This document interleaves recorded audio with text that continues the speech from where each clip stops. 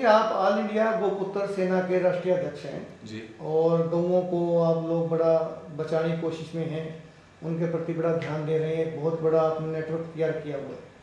ये जो आज छोटी सी उम्र के अंदर गौओं को बचाने के प्रति जो आपका ध्यान गया है, उसके पीछे क्या कारण है?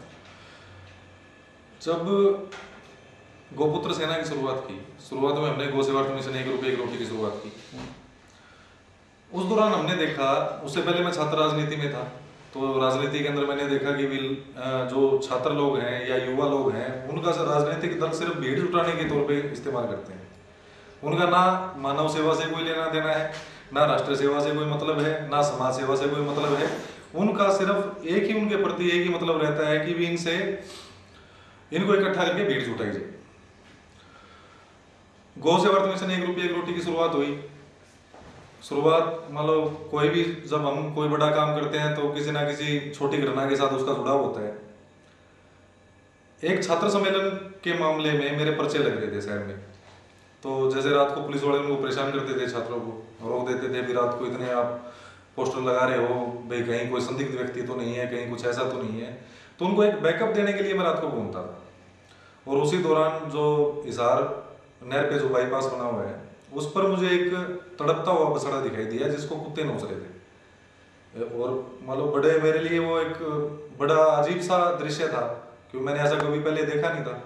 भी एक जिंदा बछड़े को कुत्ते नोच रहे हैं और वो करा रहा है दर्द से, भी उसके लिए क्या किया जाए।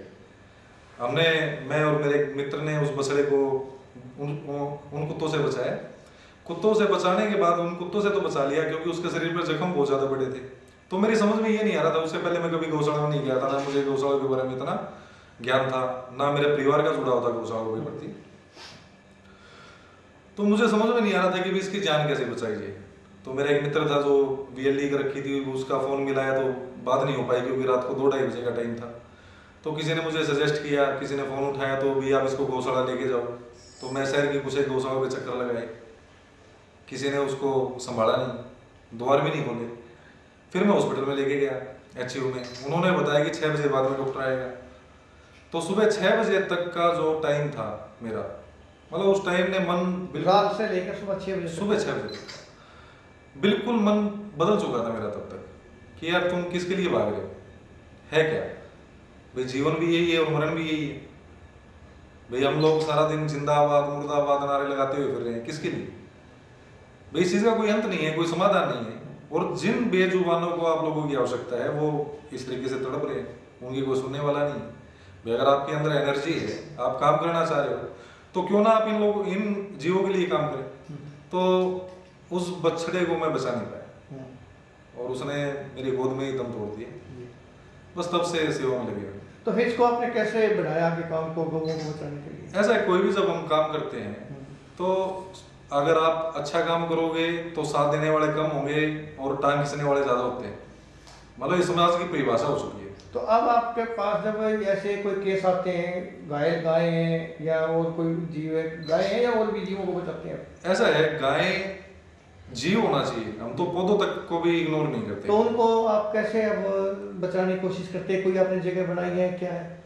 हम सिर्फ मतलब उससे पहले हमारे पास दानसू गांव में गौशाला थी, 7 एकड़ में हमने श्री गौ आश्रम धाम दानसू की स्थापना की थी और वहाँ हर प्रकार के जीवों को हम लेके आते थे। लेकिन वो किन्हीं विवादों के चलते हुए वो पंचायत के पास है, अभी हमारे पास जगह नहीं है।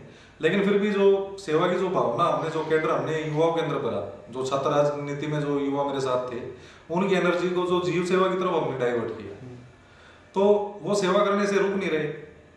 मैं लाख कोशिश करूं उनको सेवा में एक बार स्टार्ट करवाना था। अब आपके नेटवर्क में कितने लोग, युवा लोग जुड़े हुए हैं? अभी 10 वर्ष से तकरीबन 16,500-17 हज़ार युवा हमारे साथ आपके साथ जी काम कर रहे हैं। बिल्कुल। तो इस काम करने में आपके सामने कोई कठिनाई, कोई समस्याएं आती हैं? दिक्कतें तो आएंगी, मतलब चाहे हम काम करें या कोई भी काम करे, जब आप पॉजिटिव एनर्जी के साथ काम करते हैं तो दिक्कतें आनी ही आनी है। ठीक है, वो छोटी भी हो सकती है, बड़ी भी हो सकती है। जब हिसार में हम काम कर रहे थे तो हिसार के लेवल की दिक्कतें आती थी। जब स्टेट लेवल पे काम करना शुरू किया तो स्टेट लेवल की प्रॉब्लम आनी शुरू होगी। आज हम पूरे देश में सेवा करने की सोच रहे हैं, काम करने की सोच रहे हैं, तो आज पूरे देश में राष्ट्रीय लेवल की दिक्कतें आती हैं। संपत सिंह जी, जो एक नजरिया हम अपने धार्मिक संस्कारों में पढ़ते हैं, पुस्तकों में पढ़ते हैं कि प्रत्येक जीव के प्रति यहाँ के समाज में एक आदर भाव था जी, अब आप जो क्योंकि कॉलेज से निकले आपके मन में भावना आई जी तो नजरिया आप जीवों के प्रति, गऊओं के प्रति, कुत्तों के प्रति या कोई भी जीव है जी और खास तौर से गऊ क्योंकि हमारी जो रीढ़ की हड्डी थी कभी समाज की, इसके प्रति क्या नजरिया देखते हैं लोगों को? लोगों का नजरिया बदल चुका है। ऐसा नहीं कि सब पांचों उंगलियां बराबर हैं, सेवा करने वाले भी बहुत हैं। आप सेवा करना चाह रहे हो, आपके पास पैसा है लेकिन टाइम नहीं है। आप पैसा दे सकते हैं लेकिन आप गाय के गोबर में नहीं भर सकते, आप सीवर के अंदर छलांग नहीं लगा सकते, आप कीचड़ में नहीं भरना चाहते। आप गौशाला में तो सुहावनी लगा के आ सकते हो लेकिन शायद घर में आपकी रोटी बननी बंद हो चुकी है गाय के लिए। नजरिया बदल चुका है क्योंकि कारण क्या है इसके पीछे? कारण इसका ये है, जहां तक मैंने समझा है इसको, इकोनॉमिकल सिस्टम से जुड़ा हुआ है। आदमी शुरुआत से और आगे तक मतलब अपनी जरूरतें, जिन चीजों से जरूरतें पूरी हुई उन्हीं चीजों को आदमी ने सहेज कर रखा है। कभी इन जीवों की हमारे समाज में बहुत जरूरत थी जी, आज इतनी जरूरत नहीं है। इसके पीछे कुछ ये भी कारण रहा है कि जो पहले साधन उपलब्ध थे उनकी भी कमी हुई है। ऐसा है कि आप ये कह रहे हैं कि जीवों की जरूरत नहीं है, जरूरत है। मतलब आप गाय के बिना, मतलब कोई भी जीव हो, गाय के बिना, वृक्ष के बिना, कुत्ते के बिना, बिल्ली के बिना प्रकृति की आप कल्पना कर ही नहीं सकते। अगर आप ये सोचते हो कि गाय सृष्टि से खत्म हो जाएगी और ये धरती बची रहेगी तो ये नामुमकिन है, ऐसा हो ही नहीं सकता, पॉसिबल ही नहीं। गाय केवल इसलिए जरूरी नहीं है कि भी हम हिंदू लोग उसको माँ बोलते हैं, क्या सिर्फ इसीलिए जरूरी है? बिल्कुल भी नहीं। तो समाज में आपको इस काम के कुछ सहयोग मिलता है? बिल्कुल सहयोग मिलता है जी। कितने प्रतिशत अगर- लोग आपका सहयोग करते हैं? अगर समाज के लोग सहयोग ना करें, मैं वो जैसे पहले बोल रहा था कि पांचों उंगलियां बराबर नहीं होती, उसी प्रकार से मान लो अगर समाज के आदमी हमारा सहयोग ना करें तो आज ये संगठन 16,500-17,000 की संख्या तक पहुंच ही नहीं पाता। तो सरकार के प्रति, आपके इस काम के प्रति क्या नजरिया है सरकार का? सरकार की अपनी सोच है। अब सरकार की बहुत सारी मजबूरियां जुड़ी हुई है। मैं मान लो किसी का नाम लिए बगैर बताना चाहूंगा कि एक हिंदूवादी नेता, राष्ट्रवादी नेता की छवि बनाए हुए फिर रहे हैं, जो आज हरियाणा के अंदर गोचर भूमि का मामला चल रहा है। वो गोचर भूमि उस हिंदूवादी नेता पे भी वही लांछन लग रहे हैं, मतलब उस चीज के लिए वो भी आगे नहीं आए। नहीं, लांछन में तो यहाँ तक देखा जाता है गौशालाएं लोगों ने बनाई हुई है और गौशालाओं को व्यवसायिक केंद्र बना दिया, सरकार से ग्रांट खा रहे हैं और इधर सरकार जो चंदा इकट्ठा होता है उसमें भी घपले हैं, या फिर जो गौशालाओं से उन्होंने धन उपार्जन का केंद्र बना लिया, नाम गौशाला का है लेकिन काम वहाँ कुछ और हो रहे हैं। तो व्यवसाय तो हर जगह स्टार्ट हो गया है, इकोनॉमिकली हर लोग ध्यान देने लगे हैं, सेवा भावना इस वक्त बहुत कम नजर आती है। इसमें मेरा मानना ये है कि जैसे एक दो गौशालाओं ने सभी गौशाला को बदनाम कर दिया हो। जहां तक मैंने गौशाला को अंदर तक देखा है तो गौशाला में दिक्कतें बहुत है। पहले क्या होता था कि 50-60 गांवों में या 100-200 गांवों में गौशाला होती थी और 50-60-100-200 गांव मिलके गौशाला को गोद ले लेते थे। वहां ना अनाज की दिक्कत आती थी, ना तूड़ी की दिक्कत आती थी, ना चारे की दिक्कत आती थी। जैसे कि चरागाह भूमि वाला मामला भी जुड़ा हुआ है इस चीज से। इस तरह की दिक्कतें आती नहीं थी उन लोगों को। अब क्या हो गया कि एक मुहिम चल रही कि भाई गौशाला बनाओ, गौशाला बनाओ, गौशाला बनाओ। एक नजरिए से देखें तो ये मतलब गौशालाएं बनना, सरकार ग्रांट देती है गौशाला के लिए? कहाँ ग्रांट देती है? सरकार से ग्रांट है गौशाला के नाम पे? गिनी सुनी गौशाला हुआ है, जो रजिस्टर्ड है ना उनको गौशाला। वो प्रॉपर ये भी देखने में आया कई जगह पैसा आप बिना रजिस्टर्ड करवाए तो गौशाला बना ही नहीं सकते, नहीं बना सकते, ठीक है ना जी। अब उसको रजिस्ट्रेशन करने के बाद और काफी सारी कागजी कार्रवाई होती है। अगर आप ये समझ रहे हैं कि सभी जितनी गौशाला है सबको ग्रांट मिल रही है, तो ऐसा नहीं है। तो कहीं आपका भी ये नजरिया तो ये नहीं है कि आप गौशाला गौ सेवा और ये जो करके धीरे राजनीति की तरफ चले जाएं? ऐसा है, मैं राजनीतिक परिवेश से जुड़ा हुआ हूँ, छात्र राजनीति मैंने की है। मैं इस चीज से बिल्कुल परहेज नहीं करूंगा कि मुझे राजनीति नहीं करनी। जब मैं राजनीति छोड़ के समाज सेवा में आया हूँ और अब मुझे ऐसा महसूस होता है कि जब हमारे देश में कानूनी राजनीति पे डिपेंडेंट है, मान लो अगर आप गोचर भूमि खाली करवाना चाह रहे हो तो आपको सीएम के घर के बाहर अनशन लगाओ, नारेबाजी करो, आंदोलन करो, तब भी खाली नहीं हो रही। और इस सोच के जुड़े हुए लोग अगर कलम की ताकत में आ जाए, मैं ये नहीं कहना चाह रहा कि मुझे मुख्यमंत्री बनना है, मुझे एमएलए बनना है या मुझे सांसद बनना है, जो हमारे साथ जो युवा जुड़े हुए हैं उनमें से कोई युवा आ गया है और वो उस कदम राजनीतिक क्षेत्र में आए बगैर आप समाज सेवा का काम भी सही ढंग से नहीं कर सकते, ये आपका मानना? ना, ये गलत बात है। समाज सेवा और राजनीति दोनों एक सिक्के के दो पहलू हैं। आप कल्पना नहीं कर सकते कि भी आप राजनीति को अलग से लेके चलोगे, समाज सेवा के बिना अगर राजनीति करना चाहोगे तो नहीं कर सकते, और अगर राजनीति के बिना समाज सेवा करना चाहोगे तो भी नहीं कर सकते। मतलब अकेला ऐसा नहीं है कि आप राजनीति के बिना समाज सेवा नहीं कर सकते। लेकिन एक अधूरापन सा है। पूरा कार्य अगर आप करें, कोई सही मायने में समाज सेवक जी। है और वो राजनीति में जाता है जी। तो सुनने पे सुहागे वाली बात हो जाती है, बिल्कुल। बेहतर ढंग से कर सकता है, बिल्कुल। सरकार उसकी बात जल्दी सुनने लग जाती है, जी। बजाय एक समाज सेवी अपनी आवाज उठाता है उसकी कोई नहीं सुनता। जी।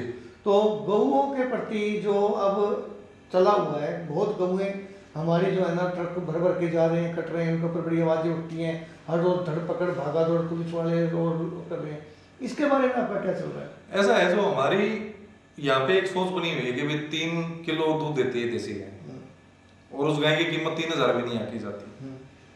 ऐसा मेरे सुनने में आया है और किताबों में पढ़ने में, साहित्यों में पढ़ने में आया है कि एक गाय का वध होने के बाद वो 1 लाख रुपए से ज्यादा महंगी हो जाती है। जैसे कि आप अक्सर अखबारों में पढ़ते होंगे कि गो तस्करों की गाड़ी ने पुलिस की गाड़ी पे गाड़ी चढ़ाई। अगर एक ट्रक के अंदर 10 गाय हैं और 30,000 की गाय उसने लोड कर रखी है, उससे ज्यादा तेल फूक देगा वो, और वो फ्री में, मुफ्त में तो वो किसी मान लो पुलिस वाले के ऊपर हमला नहीं करेगा, वो गोलियां भी चलाते हैं, वो भी करते हैं। उनको ये दिखता है कि भी अगर 10 गाय आपके ट्रक में है तो 10 लाख का माल वो लेके जा रहे हैं। गाय हर तरह के लोग हैं, मतलब तस्करों के मामले में मेरा मानना है कि भी बिना यहाँ के लोकल आदमियों की मदद किए, बिना यहाँ के जो मतलब स्थानीय लोगों की मदद किए, मतलब गाय तस्करी नहीं हो सकती। आप मेवात एरिया में जाइए, तो यहाँ के लोगों का गऊओं के प्रति इतना नजरिया चेंज क्यों हुआ? आज वो कसाईयों के हाथ गऊओं को दे रहे हैं। ऐसा नहीं है, वो फिर वही बात आ जाती है कि 5 उंगलियां बराबर नहीं होती। कुछ एक लोगों ने अपना व्यवसाय बना रखा है, ऐसा नहीं कि सब लोग। अब जैसे हम सेवा कर रहे हैं, जो जिन्होंने बनाया उसके पीछे क्या करा? इकोनॉमिक्स, पैसा चाहिए, बिल्कुल पैसा चाहिए, मनी माइंडेड हो गए लोग, मनी माइंडेड हो चुके हैं लोग। उनको मान लो कोई मतलब नहीं है, ना कोई गाय से मतलब, ना उनकी कोई माता है, ना उनकी कोई आस्था है, मतलब उनकी आस्था सिर्फ माया देवी में हो चुकी है। गाय माता की जगह माया देवी को प्रेफरेंस दे रहे हैं। तो आप जो है हमारे इस कार्यक्रम के द्वारा युवाओं को या हरियाणा वासियों, देशवासियों को क्या संदेश देना चाहते हैं पशुओं के मामले में, गऊओं के मामले में? गोपुत्र सेना गौ गरीब राष्ट्र सेवा का नाम स्लोगन देके चलिए। हम सिर्फ गाय के लिए काम नहीं करते, गरीबों के लिए भी काम करते हैं और राष्ट्रीय हित के मुद्दे को लेकर चलते हैं। राष्ट्रीय हित का कोई भी मुद्दा हो, कोई भी व्यक्ति, कोई भी संगठन आवाज उठाता है तो हम उनके साथ खड़े हैं। ऐसा नहीं कि भी सब काम हम नहीं कर रहे हैं, अगर कोई अच्छा काम कर रहा है तो उसका साथ देके उनको मजबूत भी करना है।